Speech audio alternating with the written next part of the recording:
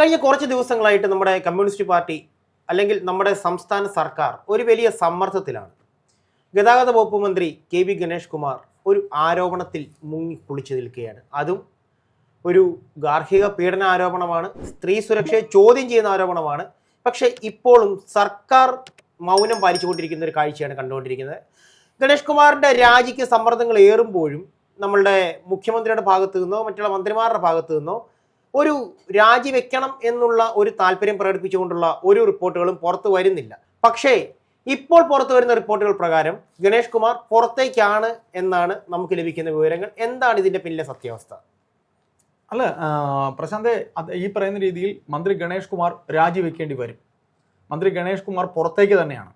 കാരണം LDF മുന്നണിയിൽ CPI അവരുടെ ആവശ്യം, അതായത് മുന്നണിയിലെ രണ്ടാം കക്ഷിയായ CPI ആവശ്യപ്പെട്ട് കഴിഞ്ഞു, CPIയുടെ നേതാക്കൾ ആവശ്യപ്പെട്ട് കഴിഞ്ഞു ഗണേഷ് കുമാർ രാജിവെക്കണം.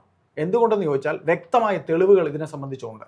കാരണം ഈ പറയുന്ന രീതിയിൽ നമ്മുടെ രാഹുൽ മാങ്കൂട്ടം എന്ന് പറയുന്ന നേതാവ്, കോൺഗ്രസ്സുകാരനായ നേതാവ്, അദ്ദേഹത്തിനെതിരെ തെളിവ് എവിടെ എന്ന് ചോദിച്ചു കിടന്ന പോലീസ് സംഘമാണ്. തെളിവ് തരൂ എന്ന് ചോദിച്ച് പോലീസ് സംഘത്തെ അയച്ച ബഹുമാനപ്പെട്ട മുഖ്യമന്ത്രി പിണറായി വിജയൻ ഇതിനെ സംബന്ധിച്ച് വ്യക്തമായ തെളിവ് അദ്ദേഹത്തിൻ്റെ ഭാര്യ മുഖ്യമന്ത്രിയുടെ മകൾക്ക് നൽകിയിട്ടുണ്ട്. അദ്ദേഹത്തിൻ്റെ മകളെ ഫോണിൽ വിളിച്ച്, മുഖ്യമന്ത്രിയുടെ മകൾ വീണയെ ഫോണിൽ വിളിച്ച് ഇങ്ങനെ ഒരു സംഭവം ഉണ്ടായിട്ടുണ്ട് എന്ന് മകൾ തന്നെ, മുഖ്യമന്ത്രിയുടെ മകളെ തന്നെ വിളിച്ച് ഈ പറയുന്ന രീതിയിൽ ഗണേഷ് കുമാറിൻ്റെ ഭാര്യ പറഞ്ഞിട്ടുണ്ട്. അതൊരു വലിയ തെളിവാണ്. രണ്ട്, ഈ കുടുംബ വീട്ടിൽ അവരുടെ കിടപ്പുമുറിയിൽ, അതായത് ഗണേഷ് കുമാറിൻ്റെ വീട്ടിലെ കിടപ്പുമുറിയിൽ മറ്റൊരു സ്ത്രീയുമായി ഈ പറയുന്ന രീതിയിൽ ഗണേഷ് കുമാർ കിടപ്പറ പങ്കിടുന്നതിൻ്റെ ദൃശ്യങ്ങൾ ഇപ്പോഴത്തെ ഭാര്യയുടെ കയ്യിൽ കൃത്യമായി ഉണ്ട് എന്നും ആ തെളിവ് ശക്തമായ തെളിവാണ്. അപ്പോൾ കഴിഞ്ഞ കുറച്ച് കാലങ്ങളായി ഇദ്ദേഹത്തിൻ്റെ ഈ രണ്ടാം ഭാര്യയുമായി ഇദ്ദേഹം അകന്നിരിക്കുകയാണ്. പിന്നെ മറ്റൊരു കാര്യമെന്ന് പറയുന്നത്, അദ്ദേഹം ഒരു കാമുകനാണെന്നും അദ്ദേഹം എത്രയോ പേരെ പ്രണയിക്കുന്നുണ്ടെന്നും ഒക്കെയുള്ള പ്രസ്താവന. ഞാൻ ഒരു കാര്യം പ്രശാന്ത് പറഞ്ഞു, ഒരു കാര്യം പറഞ്ഞോട്ടെ പ്രശാന്ത്, നമ്മൾ ഒരു വ്യക്തിയല്ല, ഇപ്പൊ പ്രശാന്തോ അയ്യപ്പദാസോ അല്ല ഈ പറയുന്ന ഗണേഷ് കുമാർ ഒരു പദവിയിലിരിക്കുന്ന ആളാണ്. അദ്ദേഹം ഒരു പദവി അലങ്കരിക്കുന്ന ആളാണ്. ആ പദവി അദ്ദേഹത്തിന് ചുമ്മാ കിട്ടിയതല്ല. ആ പദവിക്ക് അദ്ദേഹം അർഹനായത് ജനങ്ങൾ തിരഞ്ഞെടുത്തുകൊണ്ടാണ്. അവിടെ അദ്ദേഹം പറയുന്നു, അദ്ദേഹത്തിന്റെ ആദ്യ ഭാര്യ 10,000 പേജുള്ള പരാതി കോടതിയിൽ അല്ലെ എത്രയോ പേജ്, എനിക്ക് പേജ് എണ്ണം കറക്റ്റ് ഓർമ്മയില്ല, അദ്ദേഹത്തിന്റെ സ്റ്റേറ്റ്മെന്റ് ആണ്. തനിക്കെതിരെ എത്രയോ അധികം പേജുള്ള പരാതി കോടതിയിൽ കൊടുത്തിട്ടും അദ്ദേഹം 10,000 വോട്ടിലധികം ജയിച്ചു, അതുകൊണ്ട് എനിക്കതൊന്നും വിഷയമല്ല എന്നാണ്. ശരി, ആയിക്കോട്ടെ, അത് അദ്ദേഹത്തിന്റെ കോൺഫിഡൻസ് ആണ്. പക്ഷേ ഇപ്പോൾ അദ്ദേഹം ഒരു മന്ത്രിയാണ്, കേരളം ഭരിക്കുന്ന ഒരു മന്ത്രിയാണ്. കേരളം ഭരിക്കുന്ന മന്ത്രി എന്ന രീതിയിൽ ആ മന്ത്രി എന്ന പദവിക്ക്, മനസ്സിലായല്ലോ, ആ ഒരു പദവിക്ക് ഇപ്പോൾ പ്രശാന്ത് ഇവിടെ വർക്ക് ചെയ്യുന്നു, ഇവിടെ ഈ താങ്കൾക്ക് തന്നിരിക്കുന്ന ഒരു ഡെസിഗ്നേഷൻ ഉണ്ട്. ആ ഡെസിഗ്നേഷൻ എന്ന് പറയുന്നത് ഈ പ്രസ്ഥാനം താങ്കൾക്ക് തന്നിരിക്കുന്ന ഒരു വിലയാണ്. ആ ഡെസിഗ്നേഷൻ വെച്ചുകൊണ്ട് താങ്കൾ എന്ത് പോക്കൃത്തരം പുറത്ത് കാണിച്ചാലും അത് ഈ സ്ഥാപനത്തെ ബാധിക്കും. അത് ഞാൻ ഉദാഹരണം പറയുന്നതാണ്. അപ്പോൾ അത്തരത്തിൽ അത് അയ്യപ്പദാസ് ആയിരുന്നാലും, അയ്യപ്പദാസ് ഇപ്പോൾ നേഷൻ ഫസ്റ്റിൽ ജോലി ചെയ്യുകയാണ്. നേഷൻ ഫസ്റ്റ് ജോലി ചെയ്യുന്ന അയ്യപ്പദാസിന് ഇവിടെ തന്നിരിക്കുന്ന ഒരു ഡെസിഗ്നേഷൻ ഉണ്ട്. ആ ഡെസിഗ്നേഷൻ ഞാൻ ദുരുപയോഗം ചെയ്താൽ, അയച്ചാൽ അത് വെച്ചുകൊണ്ട് ഞാൻ വേറെ മാൽ പ്രാക്ടീസ് നടത്തില്ല, അത് ആർക്ക് ബാധിക്കും? നമ്മുടെ സ്ഥാപനത്തിന് ബാധിക്കും. അപ്പോൾ സംസ്ഥാന സർക്കാരിനെ ബാധിക്കത്തക്ക രീതിയിൽ മന്ത്രി ഗണേഷ് കുമാറിന്റെ ഈ പ്രവർത്തനം സർക്കാരിന് മൊത്തത്തിൽ ഒരു വീഴ്ച തന്നെയാണ്. അതിൽ ഈ പറയുന്ന ആദർശം എപ്പോഴും മുറുകെ പിടിക്കുന്ന ബഹുമാനപ്പെട്ട മുഖ്യമന്ത്രിയും സംഘവും അദ്ദേഹത്തിന് രാജിവെക്കണമെന്ന് തന്നെ പറയും. ഓക്കെ, ഇവിടെ ഈ കേസ് കൂടുതൽ രൂക്ഷമാകുന്നത് എവിടെയെന്ന് ചോദിച്ചാൽ, ഇത് സ്ത്രീ സുരക്ഷ എന്ന് പറയുന്ന ഒരു വിഷയത്തിലാണ് കൂടുതലായിട്ട് ഒരു ഈ കേസിന് ഗൗരവം വരുന്നത്. സ്ത്രീ സുരക്ഷയെ ചോദ്യം ചെയ്യപ്പെടുന്ന ഒരു സമയത്താണ്. അതായത് ശനിയാഴ്ച ഉച്ചയോടുകൂടിയാണ് ഈ പറയുന്ന വാളകത്തെ വീട്ടിലേക്ക് ഈ പറയുന്ന ഗണേഷ് കുമാറിന്റെ ഭാര്യ, അവരുടെ യഥാർത്ഥ പേര് നമുക്ക് ഇതിലേക്ക് വലിച്ചഴിക്കേണ്ട ആവശ്യമില്ല, എല്ലാ മാധ്യമങ്ങളും വലിച്ചഴിക്കുന്നുണ്ട്, അതുകൊണ്ട് തന്നെ അവരുടെ പേര് നമ്മൾ വലിച്ചഴിക്കുന്നത്. പക്ഷെ ഇപ്പോൾ അവരിപ്പോൾ ഒരു ഇരയാണ്. അതുകൊണ്ടാണ് ഞാൻ പറഞ്ഞത് അവരുടെ പേര് വലിച്ചഴിക്കുന്നില്ല. അപ്പോൾ ഗണേഷ് കുമാറിന്റെ ഭാര്യ ശനിയാഴ്ച ഉച്ചയോടുകൂടി വാളകത്തെ വീട്ടിലെത്തുന്നു. അപ്പോൾ കീഴൂട്ട് തറവാടിന്റെ വാതിൽ തുറന്ന് അകത്തേക്ക് കിടക്കുന്ന അവർ കാണുന്നത് തന്റെ ഭർത്താവിനെയും മറ്റൊരു സ്ത്രീയും തന്റെ കിടപ്പുമുറിയിൽ, വ്യക്തമായി പറയുന്നുണ്ട് അവരകത്ത് നിൽക്കുന്നുണ്ടെങ്കിൽ പോലും. അല്ല, ഞാൻ പറയട്ടെ പ്രശാന്ത്, നമ്മൾ ഈ പറയുന്ന ഒരു കുടുംബജീവിതം നയിക്കുമ്പോൾ ഭാര്യ ഭർത്താവ് അവരുടെ കിടപ്പുമുറി, ആ കിടപ്പുമുറിക്ക് ഒരു സ്ഥാനമുണ്ട്.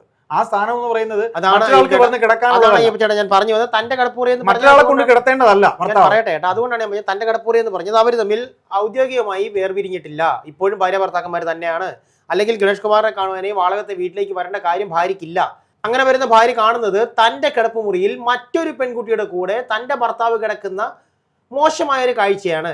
ഇതിന്റെ ചിത്രങ്ങൾ എടുക്കുന്ന സമയത്ത് തന്റെ ഡ്രൈവർ ശാന്തനോട് ഈ പറയുന്ന ഗണേഷ് കുമാർ പറയുകയാണ്, അവളെ തടയാൻ പറയുകയാണ്, തന്റെ ഭാര്യയെ തടയാൻ പറയുകയാണ്. ഫോൺ തട്ടിപ്പറിക്കാനായിട്ട് ഈ പറയുന്ന ശാന്തൻ ശ്രമിക്കുന്നു. ശാന്തൻ ഫോൺ തട്ടിപ്പറിക്കുകയും ഇവരെ മുറിക്കുള്ളിട്ട് പൂട്ടുകയും ചെയ്യാണ്. അതിനുശേഷമാണ് ഈ പറയുന്ന തന്റെ ബന്ധുവായിട്ടുള്ള ആർ ശ്രീരേഖയെ ഈ സ്ത്രീ വിളിക്കുന്നത്, ഗണേഷ് കുമാറിന്റെ ഭാര്യ വിളിക്കുന്നതും അവരുടെ നിർദ്ദേശപ്രകാരം പിങ്ക് പോലീസിലേക്ക് അല്ലെങ്കിൽ പോലീസിന്റെ സ്ത്രീ സുരക്ഷാ സെല്ലിലേക്ക് വിളിക്കാൻ പറയുന്നു. അവിടെ വിളിച്ചതിന് പിന്നാലെ പിങ്ക് പോലീസ് എത്തുന്നു. പക്ഷെ അവർക്ക് ഒന്നും ചെയ്യുവാനില്ല. കാരണം മന്ത്രിയാണ്, പ്രതിസ്ഥാനത്ത് മന്ത്രിയാണ്. മന്ത്രിയെ തൊടുവാനായി പോലീസിന് ഭയമാണ്. ഇവിടെ സ്ത്രീ സുരക്ഷ എവിടെ പോകുന്നു? ഒരു മന്ത്രിക്ക് ഒരു സ്ത്രീയെ എന്ത് വൃത്തികേടും കാണിക്കാമെന്നതാണോ ഇവിടെ കാണിച്ചു കൊടുക്കുന്നത് പൊതുജനങ്ങൾക്ക് മുൻപിലേക്ക്? അതായത് രാഷ്ട്രീയ പിൻബലമുണ്ടെങ്കിൽ അല്ലെങ്കിൽ ഖദറുണ്ടെങ്കിൽ, ഏതെങ്കിലും ഒരു മന്ത്രിയുടെ എടുപ്പായിട്ട് നടക്കുന്നുണ്ടെങ്കിൽ, കഷത്തിലൊരു ഡയറി വെച്ചിട്ടുണ്ടെങ്കിൽ, അല്ലെങ്കിൽ ഒരു കറുത്ത പേഴ്സ് മേലേക്ക് പൊക്കി വെച്ചിട്ടുണ്ടെങ്കിൽ അവന് തെരുവിലിറങ്ങി ഒരു പെണ്ണിനെ കൈയേറ്റം ചെയ്യാനുള്ള അധികാരമാണോ അത്? അതല്ല ഇവിടെ ഇപ്പൊ ചൂണ്ടിക്കാണിച്ചു വെച്ചിരിക്കുന്ന ഗണേഷ് കുമാറിന് സ്വന്തം ഭാര്യയാണെങ്കിൽ പോലും അവളുടെ അനുവാദമില്ലാതെ അവളുടെ ദേഹത്ത് തൊടുവാൻ ഒരു ഭർത്താവിനും ഇന്ന് വരേക്കും ഒരു കോടതിയും അധികാരം കൊടുത്തിട്ടില്ല. ഒരു ഭാര്യയെ തല്ലുവാനുള്ള നിയമം കോടതികൾ ഒരു ഭർത്താവിനും കൊടുത്തിട്ടില്ല, എന്റെ അറിവിലില്ല. എന്തിനേറെ പറയുന്നു, കിടപ്പറയിൽ അവളുടെ അവകാശമില്ലാതെ അവളുടെ ശരീരത്തിൽ സ്പർശിക്കുവാനുള്ള അവകാശം പോലും ഒരാണിന് ഒരു നിയമവും എഴുതി വെച്ചിട്ടില്ല എന്നിരിക്കെ എന്ത് അധികാരത്തിന്റെ പുറത്താണ്? താൻ വെറും മന്ത്രിയാണെന്ന പേരിൽ മാത്രമാണോ കെ വി ഗണേഷ് കുമാർ തന്റെ ഭാര്യയെ കടന്നു പിടിക്കുവാൻ തന്റെ ഡ്രൈവറെ അനുവദിച്ചത്? അയാൾ മാത്രമല്ല, തന്റെ ഡ്രൈവറെ കൊണ്ടാണ് ചെയ്യിപ്പിക്കുന്നത്. അതിനുശേഷം ഭയന്നുപോയ ആ സ്ത്രീ ഒരു ടാക്സി വിളിച്ചാണ് പാലക്കാടേക്ക് എത്തുന്നത്. പോലീസിനൊന്നും ചെയ്യുവാനില്ല. കാരണം മുന്നിൽ നിൽക്കുന്ന കെ വി ഗണേഷ് കുമാർ എന്ന ഗതാഗത വകുപ്പ് മന്ത്രി, കീഴൂട്ട് തറവാട്ടിലെ രാജകുമാരൻ, അല്ലെങ്കിൽ തിരുവനന്തപുരത്തെയും കൊല്ലത്തെയും കിരീടം വയ്ക്കാത്ത രാജാവ്, ഇഷ്ടപ്പെടുന്ന ഏത് പെണ്ണിനെയും കിടപ്പറയിൽ എത്തിക്കാൻ അധികാരമുള്ള അഭിനവ ക്യാസ്നോവ, 5000 സ്ത്രീകളുടെ കാമുകൻ, അങ്ങനെ തന്നെ പറയണം. 5000 സ്ത്രീകളെ ഞാൻ പ്രണയിക്കുന്നുണ്ട് എന്ന് മാധ്യമങ്ങൾക്ക് മുമ്പിൽ യാതൊരു ഉളുപ്പുമില്ലാതെ എന്ത് തൊലിക്കെട്ടി വെച്ചാണെങ്കിൽ പോലും വിളിച്ചു പറഞ്ഞ കെ വി ഗണേഷ് കുമാർ എന്ന നരാധമന് ഇനി ഈ ഒരു കാര്യത്തിൽ നടപടി എടുത്തില്ലെന്നുണ്ടെങ്കിൽ ഇവൻ നാളെ തെരുവിലിറങ്ങി ഇവൻ ഇഷ്ടമുള്ള ഒരുത്തിയെ പൊതുവഴിയിലിട്ട് ഉപദ്രവിക്കില്ല എന്ന് പറയുവാൻ സാധിക്കുമോ നിങ്ങൾക്ക്? പ്രശാന്ത്, ഈ പറയുന്ന രീതിയിൽ നമ്മൾ ഇത്രയും ഘോരഘോരം പറയുമ്പോഴും അദ്ദേഹം എന്ന് പറയുന്നത് അദ്ദേഹത്തിന് ഇതൊക്കെ വളരെ നിസ്സാരമാണ്. ഇപ്പം ഞാനും നിങ്ങളും എന്ന് പറയുന്ന സാധാരണക്കാരൻ നമ്മൾ പറയുന്നു ഈ കാണിച്ചതൊക്കെ പോക്രിത്തരമാണെന്ന്. അദ്ദേഹത്തിന് അതൊരു മെരിറ്റാണ്. അത് പ്രശാന്തിന് അറിയില്ല. അദ്ദേഹത്തെക്കുറിച്ച് പോഴ്ത്തി പറയുന്ന സമൂഹത്തിൽ ഇതിൻ്റെ ഒരു വശം മറ്റൊരു വശത്തിൽ പറയുന്നത് എന്തറിയോ, അദ്ദേഹം മിടുക്കനായതുകൊണ്ട് അദ്ദേഹം ഇതൊക്കെ ചെയ്യുന്നതാണ്. ഏതായാലും അദ്ദേഹം മിടുക്കനാണെന്ന് അദ്ദേഹം തന്നെ പറഞ്ഞുകൊണ്ടിരിക്കുകയാണ്. അദ്ദേഹം മിടുക്കനാണെന്ന് അദ്ദേഹം തന്നെ പറയുകയാണ്. അദ്ദേഹത്തിന് 5000 കാമുകിമാരുണ്ട്, അല്ലെങ്കിൽ പ്രണയിക്കാത്തവൻ പൊട്ടനാണ് എന്നൊക്കെയാണ് പറയുന്നത്. ശരി, ആയിക്കോട്ടെ, അദ്ദേഹം ഒരു കലാകാരനാണ്, അതുകൂടെ നമ്മൾ പറയണം. അദ്ദേഹം ഒരു കലാകാരനാണ്. ഇപ്പൊ കാസിനോവ എന്ന് താങ്കൾ പറഞ്ഞതുപോലെ അദ്ദേഹം ഒരു കലാകാരനാണ്. അപ്പൊ കലാകാരന് ഇങ്ങനെയുള്ള ചാർത്തൽ കൂടെ നമ്മുടെ സമൂഹം കൊടുത്തിട്ടുണ്ട്. കലാകാരന്മാർ, ഞാൻ ഒന്ന് പറഞ്ഞോട്ടെ, കലാകാരന്മാർ ഒരു ചാർത്തൽ കൂടെ കൊടുത്തിട്ടുണ്ട്. ദെൻ അതവിടെ ഇരുന്നോട്ടെ. കലാകാരൻ പദവി താങ്കൾ പോക്കറ്റിൽ ഇട്ടുകൊണ്ട് മന്ത്രി പദവിയുമായി ഒരുമിച്ച് നടക്കാൻ പറ്റില്ല. അദ്ദേഹം ഒന്നുകിൽ കലാകാരനാവുക, അല്ലെങ്കിൽ മന്ത്രിപ്പണി ചെയ്യുക. മന്ത്രിപ്പണി ചെയ്യുമ്പോഴത്തേക്ക് നമ്മൾ ഈ പറഞ്ഞ പോലെ എത്രയെങ്കിലും ആൾക്കാരുടെ, സാധാരണക്കാരൻ്റെ കാര്യങ്ങൾ ചെയ്യാൻ അദ്ദേഹത്തിന് അവിടെ ഇരുത്തിയിരിക്കുന്നത്. ട്രാൻസ്പോർട്ട് കോർപ്പറേഷനിൽ അദ്ദേഹം കൃത്യമായിട്ട് ശമ്പളം കൊടുക്കുന്നുണ്ട്, ഇപ്പോൾ കൃത്യമായിട്ട് പെൻഷൻ കൊടുക്കുന്നുണ്ട്, അവർക്ക് ചെയ്യേണ്ട കാര്യങ്ങൾ ചെയ്യുന്നുണ്ട്. സാർ അതൊക്കെ ചെയ്തുകൊണ്ട് മര്യാദയ്ക്ക് പോരായിരുന്നു സാർ. എന്തിനാണ് സാർ ഈ കാണിച്ച പോക്കൃത്തരൊക്കെ? അല്ലെങ്കിൽ സാർ അത് ചെയ്തു എന്നുണ്ടെങ്കിൽ അത് ചെയ്തു എന്ന് സാർ പറയണം സാർ. അല്ലാതെ ഈ കിടന്ന് മെഴുകി വാരിയിട്ട് ഒരു കാര്യമില്ല. ഏതായാലും നമുക്കിതിൽ ഇന്ന് അറിയാൻ കഴിയുന്നത്, തിരുവനന്തപുരത്ത് നിന്ന് നമുക്ക് ലഭിക്കുന്ന വിവരം അനുസരിച്ച്, തിരുവനന്തപുരത്ത് നമ്മുടെ മാധ്യമപ്രവർത്തകരിൽ നിന്ന്, നമ്മുടെ സുഹൃത്തുക്കളിൽ നിന്ന് അറിയാൻ കഴിയുന്നത്, ഇന്ന് തന്നെ മന്ത്രി ഗണേഷ് കുമാറിന് രാജിവെക്കേണ്ടി വരും. പിന്നെ അദ്ദേഹത്തിന്റെ പാർട്ടിയാണ് തീരുമാനിക്കുന്നത്. അദ്ദേഹം എന്ന് പറയുന്നത് ഞാൻ തന്നെയാണ് പാർട്ടി, ഞാൻ തന്നെയാണ് എൻ്റെ പാർട്ടിയുടെ ചെയർമാൻ, ഞാൻ തന്നെയാണ് MD. ഇപ്പം ഒരു സ്ഥാപനത്തിൽ ഒറ്റൊരാളുണ്ടെങ്കിൽ ഞാൻ തന്നെയാണ് MD, ഞാൻ തന്നെയാണ് ജോലിക്കാരൻ എന്ന് പറയുന്ന പോലെ അദ്ദേഹം തന്നെയാണ് അദ്ദേഹത്തിന്റെ പ്രസ്ഥാനം. അദ്ദേഹം ആ പ്രസ്ഥാനത്തിൽ അദ്ദേഹം തീരുമാനിക്കും മത്സരിക്കണോ വേണ്ടതെന്ന്. ഏതായാലും ഗണേഷ് കുമാറിന് ശനിദശയാണെന്ന് തോന്നുന്നു. ഇത്തവണ പത്തനാപുരത്ത് ജയിക്കാൻ പോകുന്നത് കോൺഗ്രസിന്റെ സ്ഥാനാർത്ഥി ആകാനാണ് സാധ്യത. കാര്യം അദ്ദേഹത്തിന്റെ അഹങ്കാരം നിറഞ്ഞൊരു വർത്തമാനം ഉണ്ടായിരുന്നു. എൻ്റെ ആദ്യ ഭാര്യ എനിക്കെതിരെ എത്രയോ പേജ്, എനിക്ക് ആ പേജ് ഓർമ്മയില്ല, കോടതിയിൽ കൊടുത്തിട്ടും ഞാൻ 10000 വോട്ടിന് ജയിച്ചു, അതാണ് ഞാനെന്ന് പറയുമ്പോൾ ഇത്തവണ പത്തനാപുരത്തുകാർ വിധി എഴുതും. ആര് ജയിപ്പിക്കണമെന്ന് പത്തനാപുരത്തുകാർ വിധി എഴുതും. പത്തനാപുരത്തിന്റെ വിധി എന്താണെങ്കിലും ചേട്ടൻ ഈ പറഞ്ഞ പദത്തിൽ അവസാനത്തെ ഒരു വാചകത്തിന് ഒരു ചെറിയ തിരുത്തും കൂടെ തരാതെ നമുക്ക് ഈ ചർച്ച അവസാനിപ്പിക്കാനായിട്ട് പറ്റില്ലാത്തതുകൊണ്ടാണ്. ചേട്ടൻ പറഞ്ഞു അയാളൊരു നല്ല മന്ത്രിയാണ് എന്ന് പറഞ്ഞു. ആകട്ടെ, നല്ല മന്ത്രിയാവട്ടെ. അയാളൊരു നല്ല കലാകാരനാണെന്ന് പറഞ്ഞു. ആകട്ടെ, അയാളൊരു നല്ല കലാകാരനാകട്ടെ. പക്ഷേ കലാകാരന്മാർക്ക് വാലായി ചാർത്തപ്പെടുന്ന പട്ടങ്ങൾ എന്ന് പറയുന്നത് കാമുകനാണ്, അങ്ങതാണ് ഇതാണ് എന്ന് പറയുമ്പോൾ ഒരു കാര്യമുണ്ട് ചേട്ടാ. ഇതാണ് എനിക്ക് ചേട്ടൻ്റെ അവസാനമായിട്ട് പറയാനുള്ളൊരു വാക്ക്. ഇതിനപ്പുറത്തേക്ക് ഈ സംഭാഷണം കൊണ്ടുപോകാനും, അതായത് ഗണേഷ് കുമാർ എന്ന വ്യക്തിയെക്കുറിച്ച് ഇതിനപ്പുറത്തേക്ക് ഈ ഒരു സംഭാഷണം കൊണ്ടുപോകാൻ താല്പര്യമില്ലാത്തതുകൊണ്ടാണ് പറയുന്നത്. ചേട്ടാ, കലാകാരൻ എന്ന പദം ഒരിക്കലും കാമവെറി എന്ന വൃത്തികെട്ട ആ രീതിയിൽ ഞാൻ പറഞ്ഞതല്ല.